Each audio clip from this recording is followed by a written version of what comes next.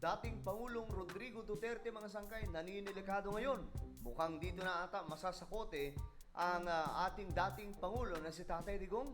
Well, pag-usapan po natin yan. But anyway, bago tayo magsimula, mga sangkay, pag-subscribe po muna yung ating YouTube channel. Tayo po ay 1.38 million subscribers na. Paangat po tayo ng paangat, mga sangkay, no? Marami po tayo ng parami. Kaya naman kung hindi ka po nakakapag-subscribe, makikita nyo po yung subscribe button sa ibaba ng video na to. I-click nyo lamang po yan, mga sangkay. Tapos i-click nyo yung bell at i-click nyo po yung all.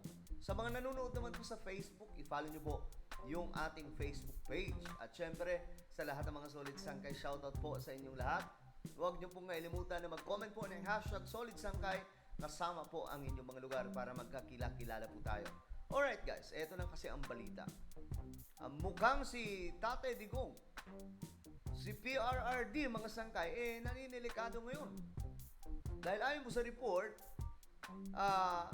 si Pangulong Duterte at iba pa, pinakakasuhan daw po, mga sangkay, ng tinatawag na crimes against humanity.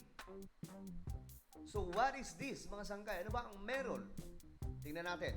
Pinakakasuhan ng House Quad Committee ng Crimes Against Humanity sina dating Pangulong Rodrigo Duterte at ilan niyang kaalyado kaugnay ng madugong war on drugs. Pati ang mga sangkot umano sa illegal na pogo, inirekomenda na ring imbestigahan. At live mula sa Batasang Pambansa, nasa front line ng balitang yan si Marian Enriquez. Marian, pakidetalye nga iba pang laman ng committee report. Yes, Julius, ipininisinta na nga ng House Quad Committee yung kanilang progress report dito sa plenaryo. Sila yung committee na nag-iimbestiga nga nung koneksyon ng mga pogo, ng Chinese syndicates, illegal na droga at extrajudicial killings noong nakaraang administrasyon. Ilang malalaking pangalan na yung kanilang inirekomendang kasuhan, kabilang na riyan si dating Pangulong Rodrigo Duterte. Bukod kay Duterte, pinakakasuhan din ng Quadcom sina Senators Bongo, Bato de la Rosa at iba pa na napaglabag sa RA 9851 o ang Crimes Against Humanity. Grabe, mga sangkay. So damay pa pala dito itong dalawang senador na si Bato at si Bongo. So nako, mga sangkay, malamang sasabihin po nila dito is pinupolitika po sila. At ito po ay paninira o galawang pampolitiko lamang, mga sangkay, pampolitika. Dahil syempre, sasabihin po nila, mga sangkay, na malapit na po ang eleksyon sa 2025. Ilang tulog na lang, 2025 na, mga sangkay. At ilang linggo mula ngayon, magsisimula na rin po yung pangangampanya.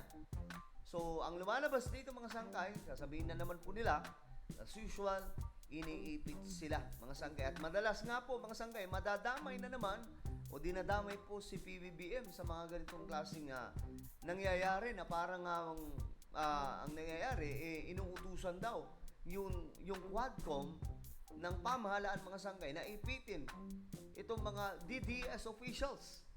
But well, mga sangkay, kayo na po ang bahalang humusga kung ano sa tingin nyo. Dapat bang isama po itong si Bongo at si Bato sa sinasabing crimes against humanity? Kaugnay ito sa gyera kontra droga noong nakaraang administrasyon. Gusto ring pakasuhan sina Duterte, Ruina Garma at iba pa kaugnay sa pagpatay sa tatlong Chinese sa Davao Prison and Penal Farm noong August 2016. Alam niyo, mga sangkay, ang dami pong pasabog kasi dito sa Quadcom. No, may sinasabi pa nga po na si PRRD daw po yung Panginoon ng mga ng mga ito, yung mga gumagamit po ng pulburon o mga nagbebenta o may mga negosyo ng ganyang klaseng kalokohan, mga sangkay, na negosyo. But then ito po ay mananatiling chismis as long as hindi po mapapatunayan, mga sangkay. Pinakakasuhan din ng mga nasa likod umano sa pagpatay kay PCSO Board Secretary na si General Wesley Barayuga. Kabilang pa rin dyan si Garma at ilan pa na dati rin at kasulukuyang mga official na mga PNP. Paano yan? Si Garma nakatakas na, mga sangkay, no? Inirekomenda rin ang iba yung investigasyon sa mga individual na isinasangkot sa illegal na droga base sa testimonya nila dating Customs Intel Officer Jimmy Guban at umano may customs fixer na si Mark Taguba, tulad ni Davao City Representative Paulo Duterte, Nilo Abellera Jr., Paul Gutierrez, Benny Antiporda, Jojo Bacud, Tita Nani at Allen Capuyan. Gayon din ang iba pa tulad ni na Michael Yang, Wei Xiong-lin o Alan Lim, Charlie Tan at Sammy Uy. Pinaimbestigahan din ang mga umunoy sangkot sa Pogo-related illegal activities tulad ni na Attorney Harry Roque, Cassandra Leong, Alice Go, pati na rin sina Tony Yang at Hong Jiang Yang na mga kapatid ni Michael Yang. So napakarami pala nito mga sangkay. Actually, may listahan po niyan dito. Ito po yung listahan mga sangkay ng sinasabing involved na dapat pong makasuhan ng tinatawag na crime against humanity. E ano, dating Pangulong Rodrigo Duterte, Bato, Christopher Go, dating PNP Chief Albayalde, si Sinas mga sangkay, dating PCSO General Manager Garma, at ito dating Napolcom Commissioner na si Leonardo Espino. So marami po ito mga sangkay. Ayan, marami pa pong may involved talaga dito. Lumalawak po kasi ang investigasyon at marami po silang nadidiscovery mga sangkay. Samantala, ipinag-utos naman ng komite sa PAOK at AMLAC na hilingin sa korte na ipa-freeze ang asset ng mga kumpanyang sangkot sa Pogo gaya ng Lucky South 99 Limited, Whirlwind Corporation at marami pang iba. Inilatag din ng komite ang ilan sa mga panukalang batas na kanilang isinusulong matapos ang mga naging pagdinig tulad ng pag-classify at pagpaparusa sa extrajudicial killings bilang isang heinous crime at pagbabawal sa lahat ng uri ng offshore gaming operations sa bansa at pagpaparusa sa mga lalabag dito. Julius, magpapatuloy pa nga sa susunod na taon yung pagdinig ng House Quad Committee. Yan muna ang latest. Okay, so ayan mga sangkay, no? Pinakakasuhan, malala ito mga sangkay kasi crimes against humanity po ito na gusto nilang ipataw kay na dating Pangulong Rodrigo Duterte. So napakarami pong nadidiscover mga sangkay sa Quad Committee na mga kanilang tinitingnan itong mga impormasyon na pumapasok sa kanila mga sangkay. At medyo nakakagulat nga lang itong mga revelasyon, no? Lalong-lalo na po itong kay dating Pangulong Rodrigo Duterte kasi sinasabi po nila na tayo daw po ay nalinlang sa war on drugs ng dating Pangulo.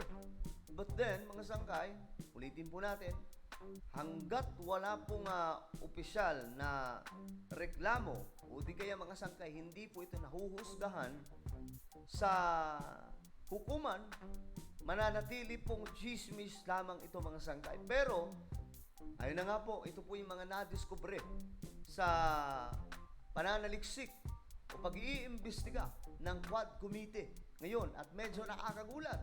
Buong Pilipinas, actually mga sangkay, nagulantang sa balitang ito na sinasabi po ng Quadcom na tayo daw po ay na-deceive ng dating Pangulo. So ano nga bang ibig sabihin nun mga sangkay?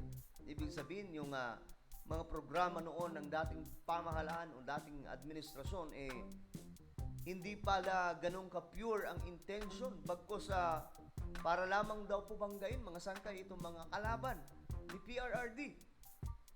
Medyo malalim po na usapin yan mga sangkay. Well, ano po ang inyong opinion? Sa tingin nyo, ito na ba ang magiging katapusan ng dating Pangulo ng Pilipinas na si PRRD? Mag-comment lamang po sa ibaba. Mayroon po tayong isang YouTube channel. Ito po ay Sangkay Revelation. Hanapin nyo po ito sa YouTube guys. Dahil dito mga sangkay, magaganda po yung topic na ina-upload po natin, mga vlog, nakapupulutan po ng kaalaman at aral. So, hanapin niyo po sa YouTube. Kapag nakita niyo na, i-click niyo po yung subscribe, i-click ang bell, at i-click niyo po yung all. So, ako na po ay magpaalam. Mag-iingat pong lahat. God bless everyone.